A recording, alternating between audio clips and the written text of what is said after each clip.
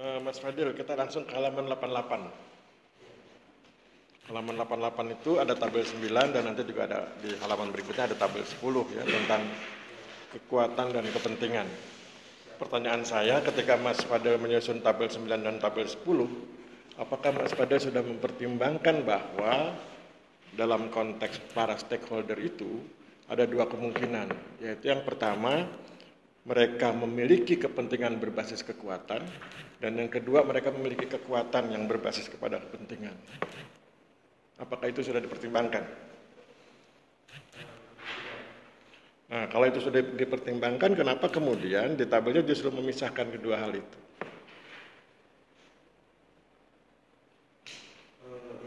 Ini kan yang di tabelnya Mas Fadil itu kan kepentingan murni, kekuatan murni. Padahal sebetulnya di dalam realitasnya itu, yang muncul itu adalah kepentingan berbasis kekuatan dan kekuatan berbasis kepentingan, bukan murni masing-masing. Mungkin pertama memang peneliti melihat bagaimana sih kepentingan dari tiap stakeholder tersebut. Oke, kalau itu dianggap sebagai sebuah proses, oke. Jadi masing-masing stakeholder punya kepentingan, punya kekuatan. Tetapi kemudian harus disusun tabel berikutnya yang menunjukkan adanya kepentingan berbasis kekuatan dan adanya kekuatan berbasis kepentingan. Karena biasanya begitu kan, realitasnya begitu. Sebuah lembaga atau tokoh begitu, dia punya kepentingan tertentu karena dia punya kekuatan tertentu. Bupati misalnya, bupati dia punya kepentingan tertentu karena dia punya power tertentu. Kalau dia nggak punya power, dia nggak punya kepentingan itu. Nanti sebaliknya, ya, dia punya power itu atau dia mencalonkan diri jadi bupati, itu kan dia ingin mendapatkan power karena dia punya kepentingan. Nah itu kan berkelindan itu. Nah kalau itu berkelindan seperti kopi dengan susu kalau sudah diaduk, terus kenapa dipisahkan lagi? Kenapa ketika realitasnya sudah ada kopi dan susu diaduk gitu, sudah jadi kopi susu, kemudian kopi, oh ini kopinya, ini susunya, gitu. Terus gimana? Mungkin di sini peneliti ingin melihat dulu bagaimana kepentingan kekuatan, kemudian menyimpulkan pada penggunaan stakeholder yang bisa. Oke, kalau sekarang saya tanya, dari 10 ya, dari 10 stakeholder yang sudah dikelompokkan oleh Mas Fadil, mana yang paling menonjol kepentingan berbasis kekuatannya?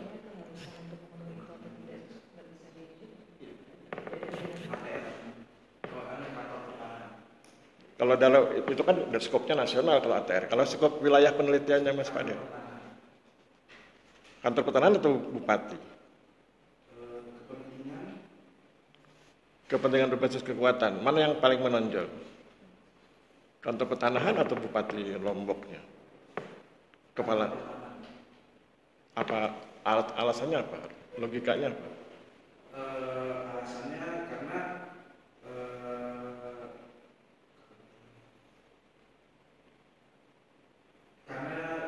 yang memiliki kepentingan sangat tinggi itu yaitu kantor pertanahan. Gitu. Kepentingan yang cukup tinggi itu. Kantor pertanahan atau bupati? Coba kamu pikir, kalau kantor pertanahan mengerjakan sesuatu, itu buat kantor pertanahan atau buat masyarakat? Kalau kantor pertanahan bikin kegiatan apapun kegiatannya dan dalam konteksnya adalah RA, itu untuk kepentingan kantor pertanahan atau kepentingan masyarakat? Kepentingan masyarakat. Nah, kalau itu kepentingan masyarakat, berarti apa? Kepentingan bupati juga. Nah, karena bupati kan personifikasinya tuh. Berarti kan sebetulnya kantor pertanahan melaksanakan tugas dalam rangka mendukung kepentingan bupati.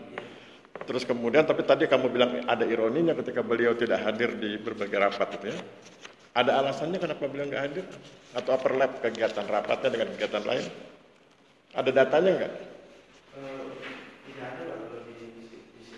Cuma datanya itu dari wawancara dengan kepala seksi penataan dan pemberdayaan pertanahan. Oke, kita lanjut Mas Fadil ke halaman 95. Tadi kita sudah bahas tentang tabel kepentingan dengan kekuatan. Di halaman 95, Mas Fadil sudah meningkat ini ya. Dipadukan itu kepentingan dengan kekuatan, kemudian dibuat kuadrannya. Apa makna tabel ini? ketika Mas Fadil ingin bicara tentang riwayat program itu, karena salah satunya riwayat program ya. Apa manfaatnya? Manfaatnya tabel itu ketika Mas Fadil ingin bicara tentang riwayat program. Kan rumusan masalah itu riwayat pelaksanaan program, kepioneran Kanta, sinergi lembaga, kendala implementasi program, strategi penyelesaian gitu ya. Kita sekarang ambil satu dulu. Ketika Mas Fadil ingin bicara tentang riwayat pelaksanaan program, apa gunanya gambar 21 ini? Dan bagaimana cara menggunakannya? Dalam melihat riwayat program tersebut, terlihat juga siapa sih lembaga yang menjadi pemain kunci gitu. Siapa yang berperan penting dalam pelaksanaan program reforma agraria. Makanya di Pak dipetakan dari mulai subjek pemain kunci pendukung hingga mengikutkan ini, siapa saja lembaga-lembaga yang terlibat dan berperan cukup penting dalam pelaksanaan program tersebut. Ya, terus kemudian Mas Fadil masukkan di pemain kuncinya itu Kementerian ATR BPN, Bupati Lombok, Kanwil ATR, Kantah, masyarakat penerima objek kredit. Itu pemain kunci. Terus kalau subjek itu sebagai apa? Yang pemerintah desa Bilok Pitung itu? Pemerintah desa Bilok Pitung itu dijelaskan sebagai ini Pak, karena dia memiliki kepentingan yang cukup tinggi untuk masyarakatnya, namun dia tidak memiliki power atau pengaruh yang rendah. Di sana dia ingin masyarakat tersebut dapat khususnya meningkatkan ekonomi masyarakat, namun pengaruhnya cukup rendah karena khusus program ini banyak yang lebih terlibat di program dinas tersebut. Jadi kenapa pemerintah desa Bilok Pitung pengaruhnya rendah? Diimplementasi di lapangannya sebagai narahubung gitu Pak, sama pendampingan gitu. Pemerintah desa Bilok Pitung. Apakah pemerintah desa Bilok Pitung nggak bisa menggerakkan masyarakat desa Bilok Pitung?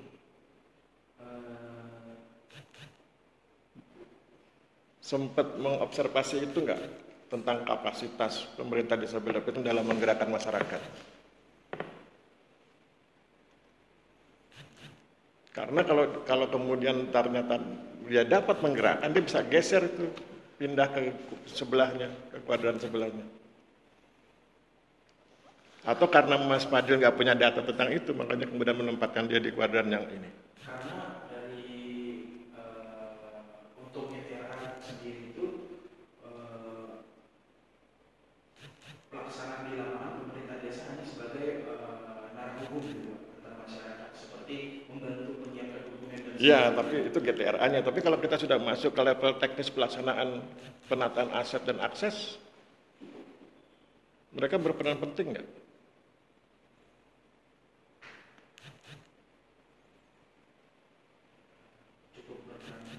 Ada datanya. Seberapa besar perannya? Karena saya pengen tahu dia benar-benar di sini nggak? Jangan-jangan dia kuadrannya pindah ke sebelah. Jangan-jangan dia tergolong pemain kunci gitu loh maksud saya. Dari data yang didapatkan, kenapa tadi diulangi pengaruhnya rendah? Karena yang menentukan arah dari program RA sendiri ini bukan pemerintah desa Bilok Pitung. Iya, memang dia tidak menentukan arah, tapi dia bisa menggerakkan masyarakat. Dia itu bisa, dan itu bisa meningkatkan bargaining position masyarakat. Kamu kan ngerti tuh di beberapa tempat itu masyarakat berdemo dan lain sebagainya digerakkan oleh tokoh-tokoh masyarakat setempat, dan di behind the fact, di balik layar ada pemerintah desa. Itu nggak diperhitungkan di dalam ketika kamu ke lapangan nggak kamu perhitungkan. Mungkin izin pemerintah desa Bilok Pitung kalau dibagi dalam dua Pak, ada pelaksanaan penataan akses sama penataan akses. Desa pemerintah desa Bilok Pitung mungkin pada penataan aset bisa masuk ke dalam pemain kunci jika dilihat dari pengaruhnya menggerakkan masyarakat. Karena memang sebelumnya pada penataan aset itu ada konflik masyarakat. Nah, pemerintah Bilok Pitung sebagai mediator dalam membantu menyelesaikan permasalahan. Mungkin pada penataan aset bisa dibuat. Sedangkan pada penataan akses desa Bilok Pitung, pemerintah desa Bilok Pitung hanya sebagai fasilitator dan pendampingan sosial saja Pak. Sedangkan yang untuk yang dihubungi langsung terkait implementasi di lapangan yaitu kepada masyarakat. Kamu nggak sempat mengobservasi ya, seberapa besar kekuatan menggerakkan massa itu. Seberapa besar kekuatan gerakan massa itu yang bisa mempengaruhi kebijakan, sehingga kemudian nanti hasil observasimu itu bisa memperlihatkan sesungguhnya pemerintah desa itu berada di posisi yang mana di kuadranmu ini. Sempat itu? Enggak? Dapat wawancaranya itu pada saat pemerintah desa bisa menggerakkan masyarakat itu di penataan aset saja.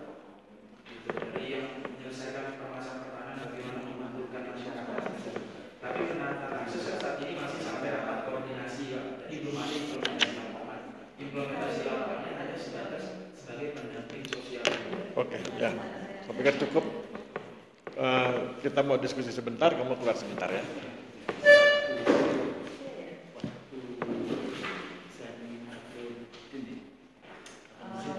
Ya.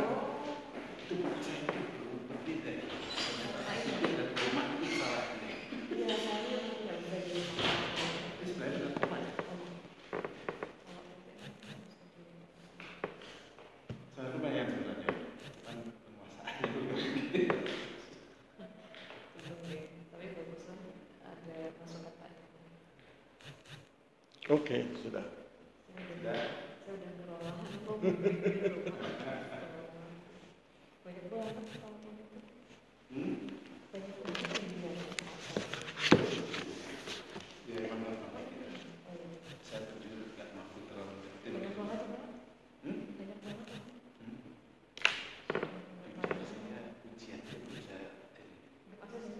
Bukan ujian, apa UTS, apa UAS?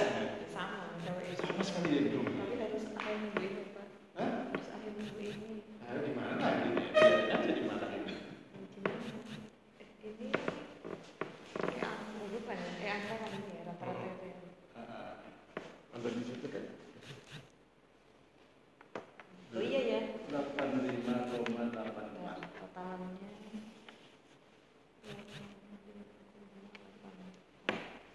Kita diundang rapat Pak Deden jam 1. Ya ampun, mau ujian, Pak. Habis itu jangan bisa sama. Aku foto kita bertiga, aku kirim. Habis ini saya dengan Pak Ulan lagi. Iya, di sini. Oh, di Pak. sini. Di Oh, sini. oke. Tinggal misi Pak ini Pak Aris aja. 5,84. Tentang RA juga? Enggak. Enggak, oh. Ada. Ada dia. Komunitas ini. Sikap. Oh, sikap. Oh. Itu mirip Samin ya? Ya kan Samin itu. Oh, Samin. Tapi Saminnya sudah modern. Oh, Samin modern. Kemarin ya, Saminnya sudah modern. Berapa nilainya? 85,64, Pak.